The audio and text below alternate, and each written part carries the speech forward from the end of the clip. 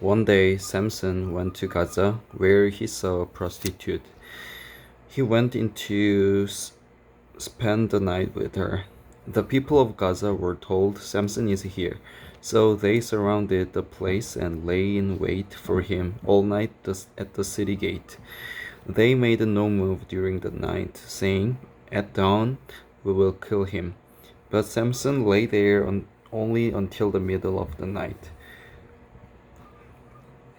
Then he got up and took hold of the doors of the city gate, together with the two posts, and tore them loose, bar and all. He lifted them to his shoulders and carried them to the top of the hill that faces Hebron.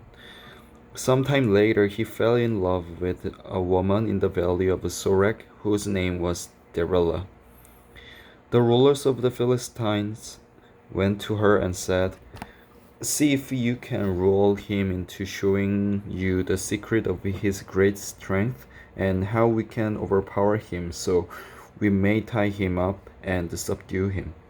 Each one of us will give you 1,100 shekels of silver." So Delilah said to Samson, "Tell me the secret of your great strength and how you can be tied up and subdued." Samson answered her, "If anyone ties me with 7 fresh thongs that have not been dried, I will become as weak as any other man." Then the rulers of the Philistines brought her 7 fresh thongs that had not been dried, and she tied him with them.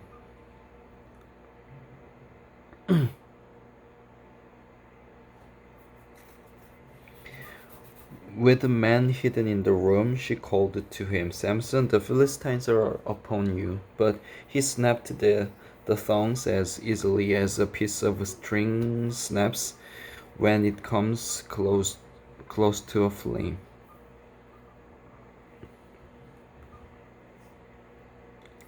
So the secret of his strength was not discovered. Then Delilah said to Samson, "You have made a fool of me. You lied to me.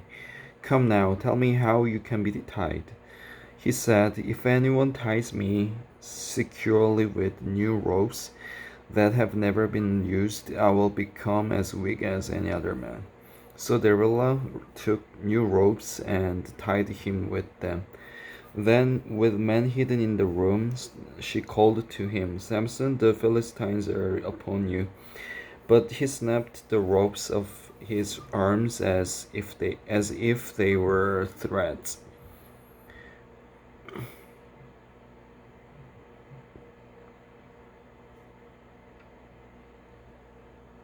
Delilah then said to Samson, "Until now you have been making a fool of me and lying to me. Tell me how you can be tied." He replied, "If you weave the 7 braids of my head into the fabric on the loom and tighten it with the pin, I will become as weak as any other man." So while he was sleeping, Delilah took the 7 braids of his head, wove them into the fabric and tightened it with the pin. Again she called to him, "Samson, the Philistines are upon you." He awoke from his sleep and pulled up the pin and the loom with the fabric. Then she said to him, "How can you say I love you when you won't confide in me?" "This is the 3rd time you have made a fool of me and haven't told me the secret of your great strength." With such nagging, she prodded him day after day until he was tried to death. He was tired to death. So he told her everything. "So no razor has ever been used on my head," he said, "because I have been Nazarite, set apart to God since birth. If my head were shaved, my strength would leave me, and I would become as weak as any other man. When Delilah saw that he had told her everything, she sent word to the rulers of the Philistines, "Come back once more. He has told me everything." So the rulers of the Philistines returned with the silver in their hands. Having put him to sleep on her lap, she called a man to shave off the 7 braids of his hair.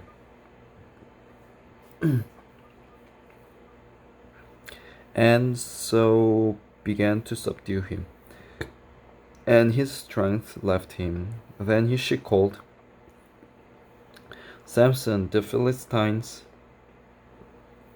are upon you." He awoke from his sleep and thought, "I will go out as before and shake myself free." But he did not know that the Lord had left him. Then the Philistines seized him, gouged out his eyes, and took him down to Gaza, binding him with bronze shackles. They set him to grinding in the prison. But the hair on his head began to grow again after it had been shaved. Now the rulers of the Philistines assembled to offer a great sacrifice to Dagon, their god, and to celebrate, saying, "Our God has delivered Samson, our enemy, into our hands." When the people saw him, they praised their God, saying, "Our God has delivered our enemy into our hands, the one who laid waste our land and multiplied our slain." While they were in high spirits, they shouted, "Bring out Samson to entertain us." So they called Samson out of prison, and he performed for him. When they stood him among the pillars, Samson said to the servant who held his hand, "Put me where I can feel the pillars that support the temple, so that I may lean against them." Now the temple was crowded with men and women. All the rulers of the Philistines were there, and on the roof were about 3,000 men and women watching Samson perform. Then Samson prayed to the Lord, "O sovereign Lord, remember me. O God, please strengthen me just once more, and let me with one blow get revenge on the Philistines for my 2 eyes." Then Samson reached toward the 2 central pillars on which the temple stood.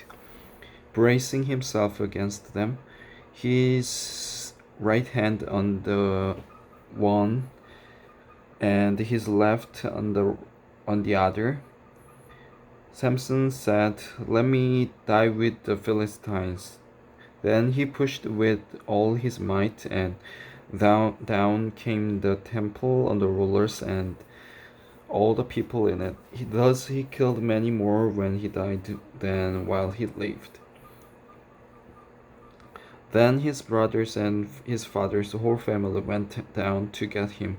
They brought him back and buried him between Zorah and Eshtaol in the tomb of Manoah his father. He had led Israel 28 years. Now a man named Micah from the hill country of Ephraim said to his mother, "The 1,100 shekels of silver that were taken from you and about which I heard you utter a curse, I have that silver with me. I took it." Then his mother said, "The Lord bless you, my son." When he returned the 1,100 shekels of silver to his mother, she said, "I solemnly consecrate my silver to the Lord for my son to make a carved image and a cast idol. I will give it back to you." So he returned the silver to his mother, and she took 200 shekels of silver and gave them to silversmith, who made them into the image and the idol, and they were put in Micah's house. Now this man Micah had a shrine, And he made an ephod and some idols and installed one of his sons as his priest. In those days, Israel had no king. Everyone did as he saw fit. A young Levite from Bethlehem in Judah, who had been living within the clan of Judah, left that town in search of some other place to stay. On his way, he came to Micah's house in the hill country of Ephraim. Micah asked him, "Where are you from?" "I'm a Levite from Bethlehem in Judah," he said, "and I'm looking for a place to stay." Then Micah said to him, "Live with me and be my father and priest, and I will give you 10 shekels of silver a year, your clothes and your food." So the Levite agreed to live with him, and the young man was to him like one of his sons. Then Micah installed the Levite. The young man became his priest and lived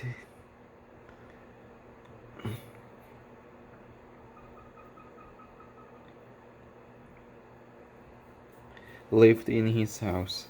And Micah said, Now I know that the Lord will be good to me, since this Levite has become my priest." Amen.